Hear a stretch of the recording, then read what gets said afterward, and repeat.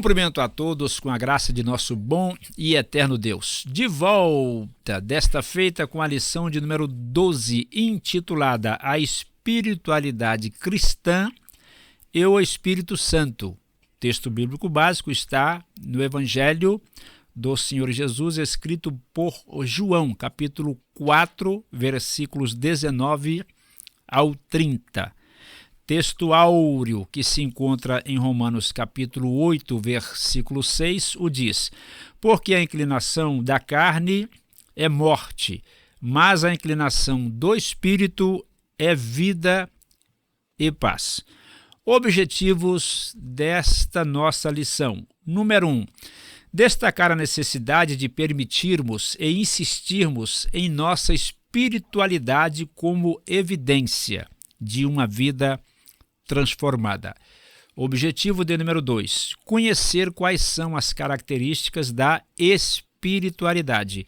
E o objetivo de número 3, aplicar o conhecimento da aula de hoje à vida prática, a fim de que a nossa espiritualidade possa dar testemunho de que fomos salvos e transformados pela presença do Espírito Santo.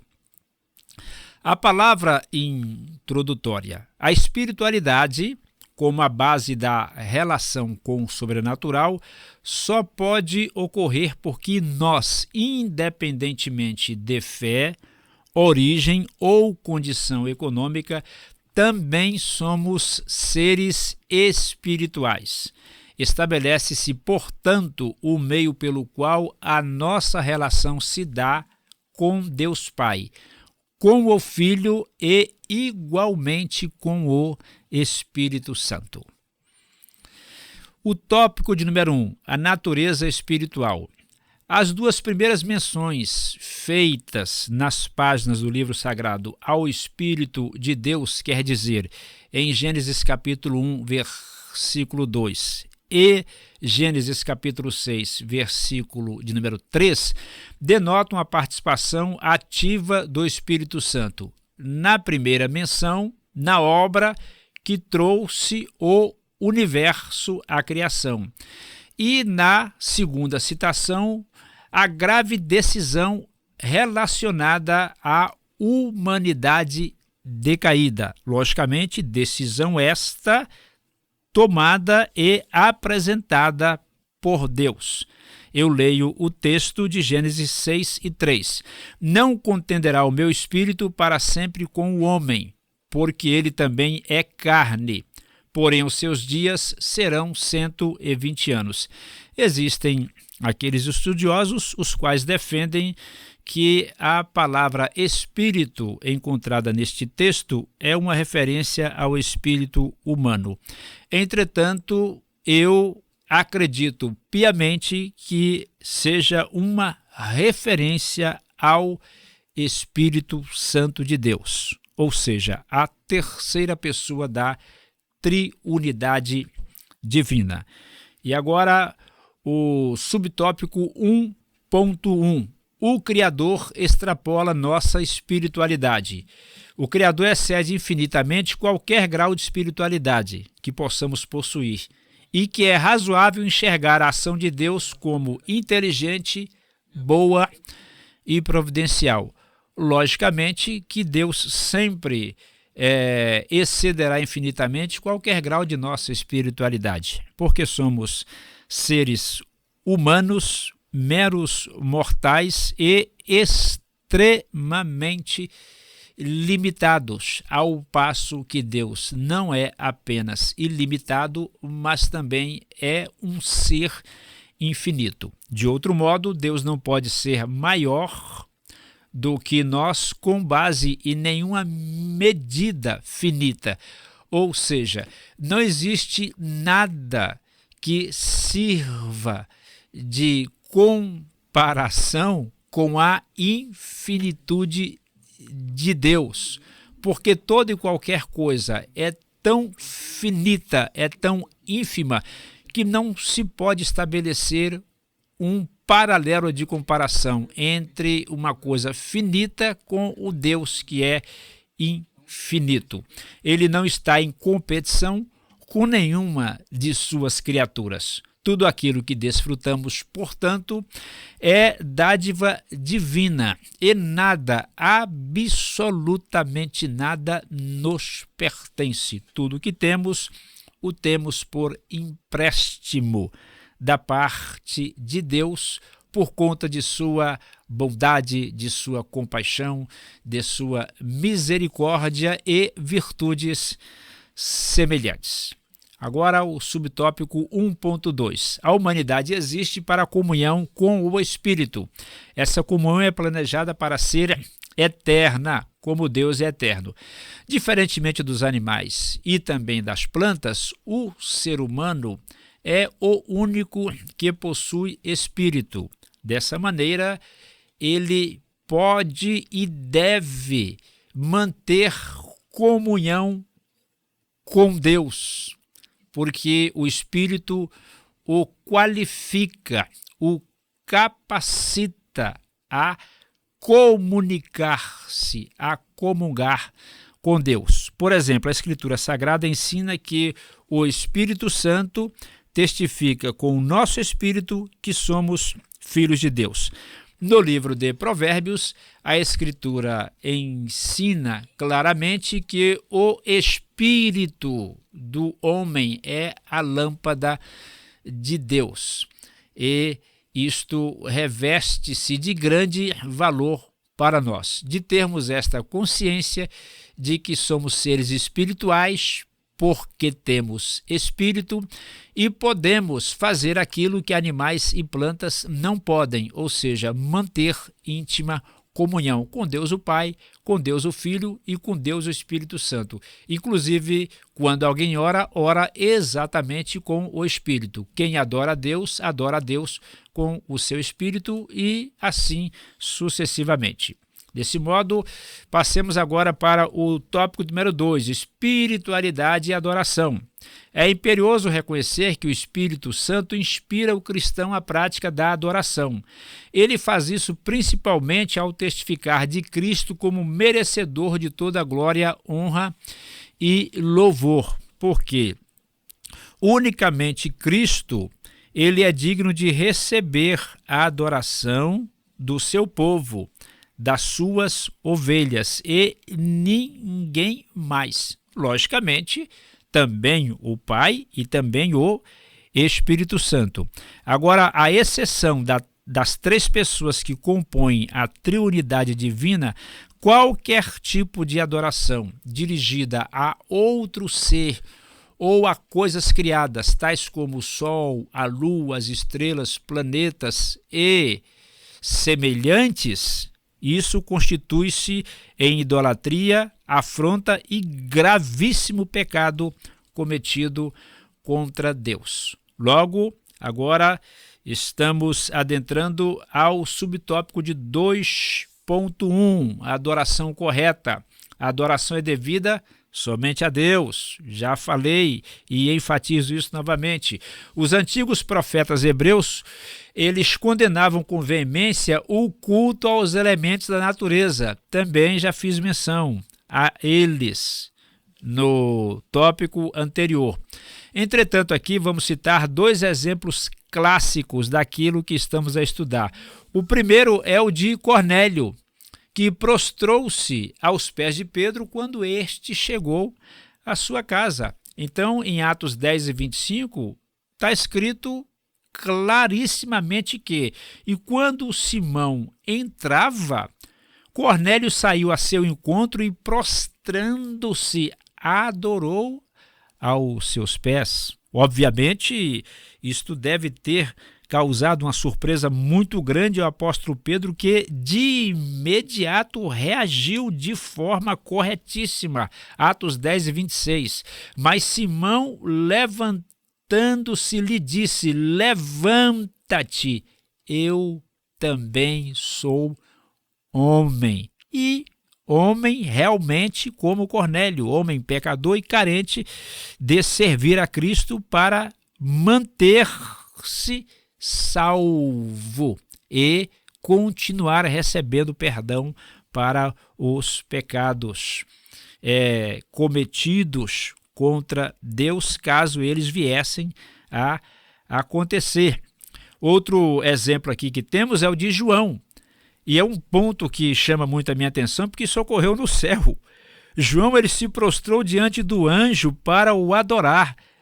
E então em Apocalipse 22:9, o que foi que o anjo disse a João? Olha, não faças tal, porque eu sou conservo teu e de teus irmãos os profetas, e dos que guardam as palavras deste livro. Portanto, adorar unicamente a Deus e a mais nada e a ninguém.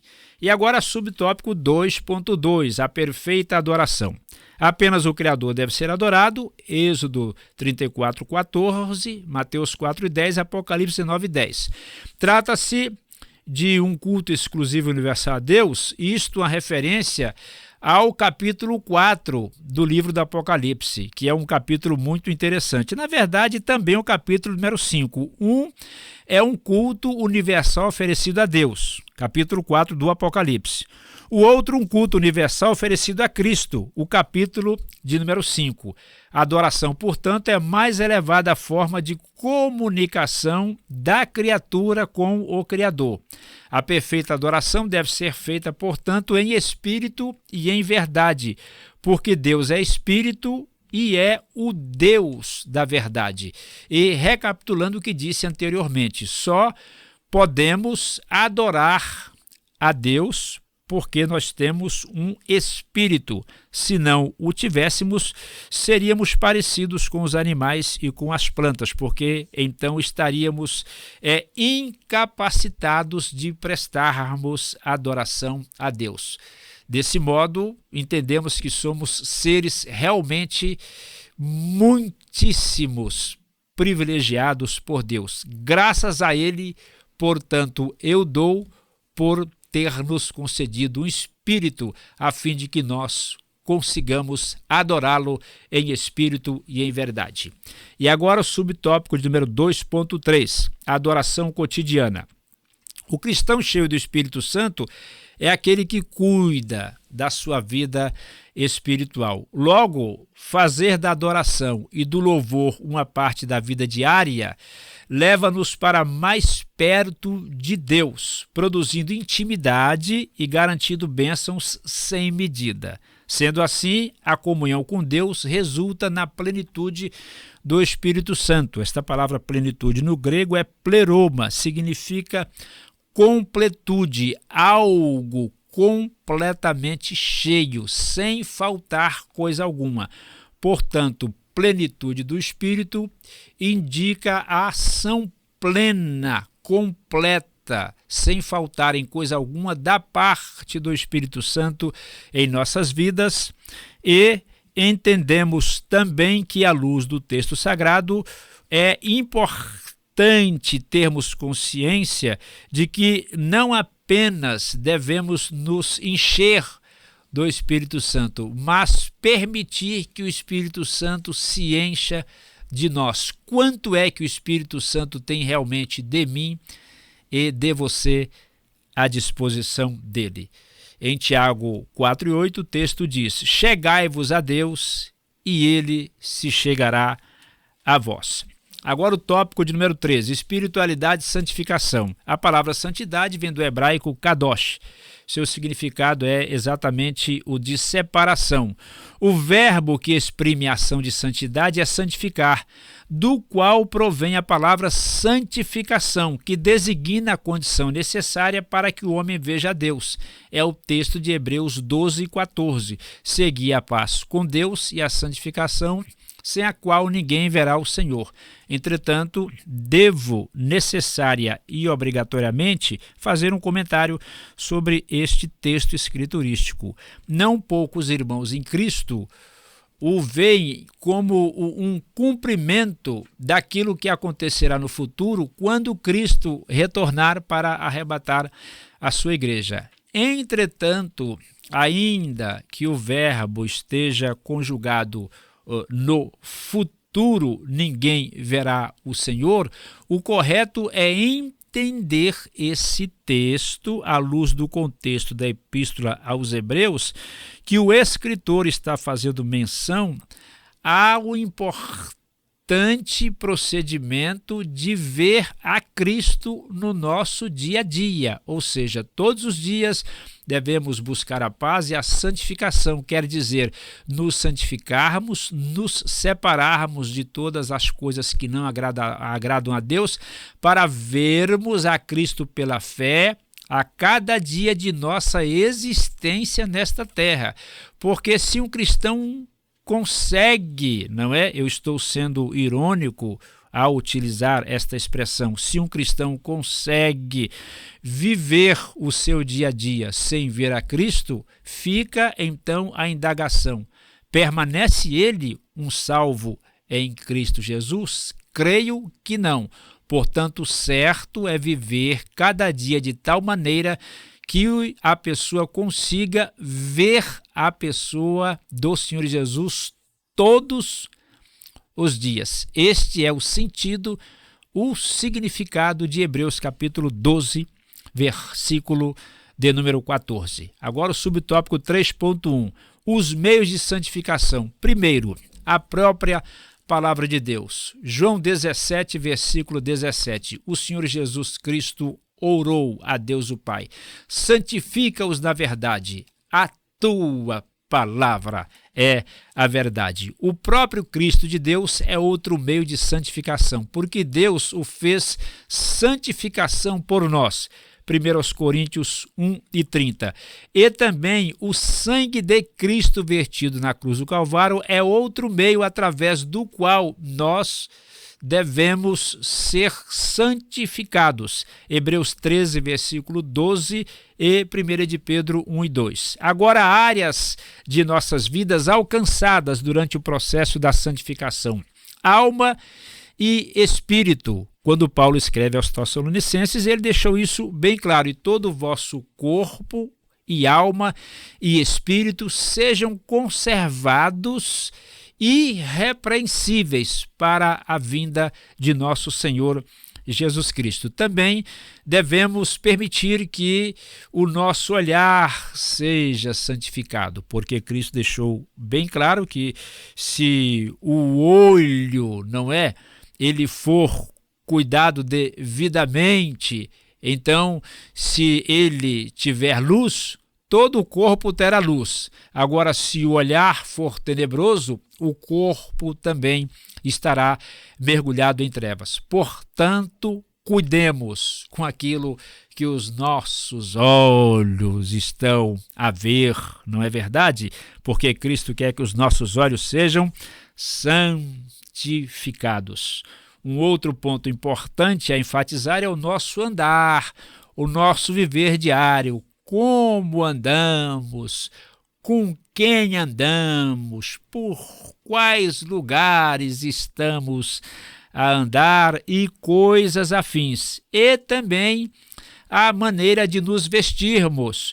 1 de Timóteo 2:9 é um texto mais específico para as mulheres, mas também homens crentes em Cristo devem vestir-se decentemente. E logicamente que existem outras áreas de nossa vida que devem ser alcançadas pelo processo de santificação, mas nós estamos mencionando unicamente estas, ainda que a própria lição mencione outras áreas. E agora, subtópico 3.2, implicações da santificação.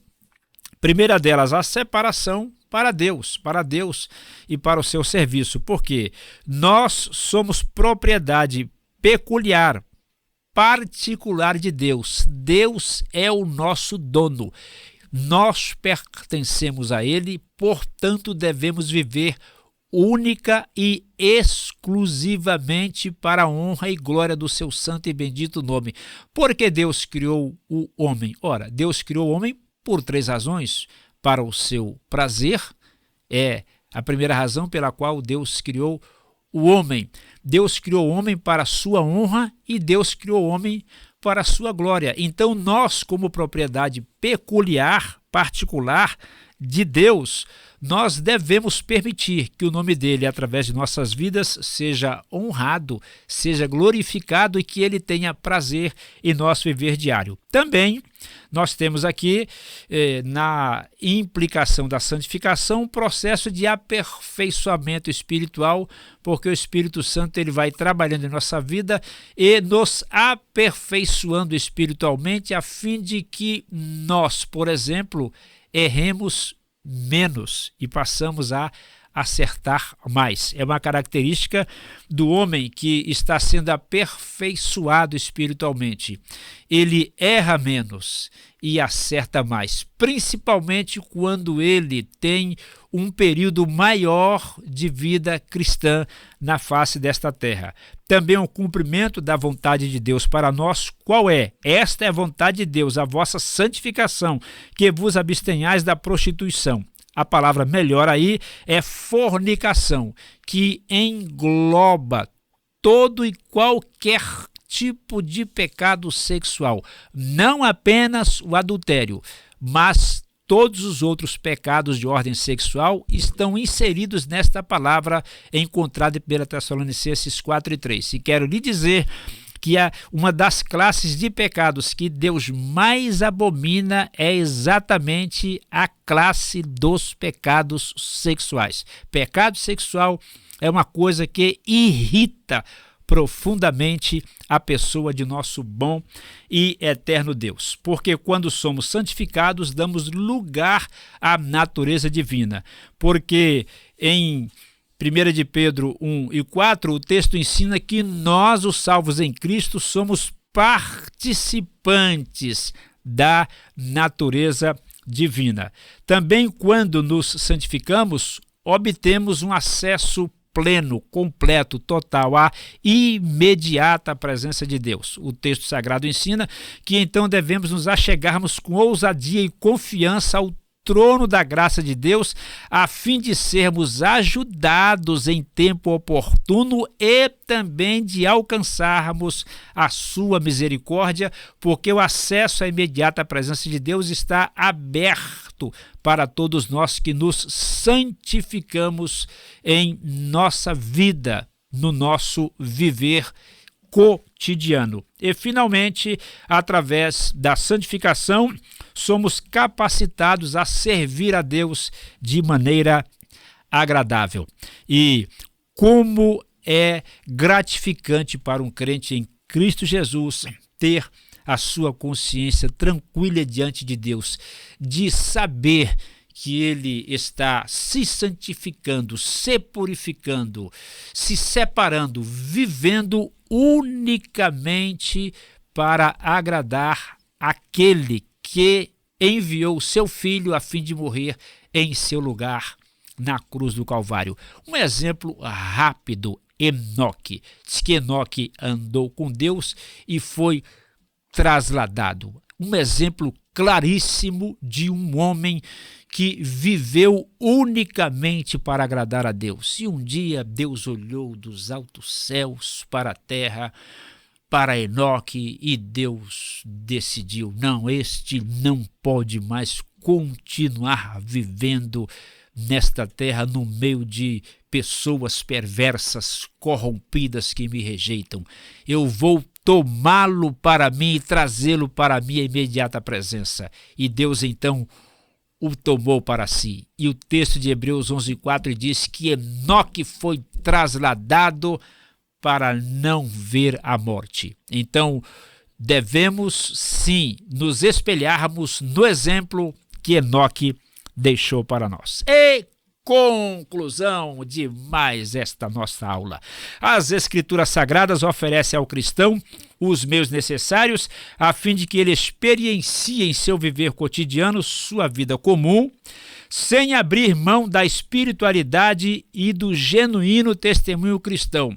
Porque Cristo viveu entre pecadores, misturou-se com eles, porém nunca praticou nada que eles praticavam. E alguns estudiosos defendem que provavelmente o maior milagre operado por Cristo seja o de nunca ter cometido um único pecado, sendo que ele, enquanto nesta terra esteve em forma corpórea de homem, sempre viveu entre os pecadores. Então, se foi possível a Cristo viver entre os pecadores e não pecar, também é possível para nós, porque o Espírito Santo nos capacita para tal. Logo, o cristão deve buscar o desfrute de uma vida santa, sóbria e piamente neste mundo, sem encantar-se com ele. Ele quem? Com o mundo, porque a vida no Espírito Santo é incomparavelmente superior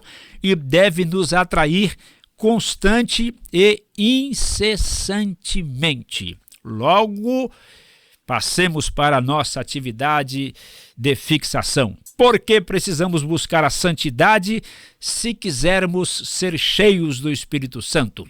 Resposta: o Espírito Santo não compactua com o pecado. Se quisermos ser sua morada, devemos abrir mão da nossa natureza carnal e buscar a santidade. Finalizamos aqui mais uma lição de número 12.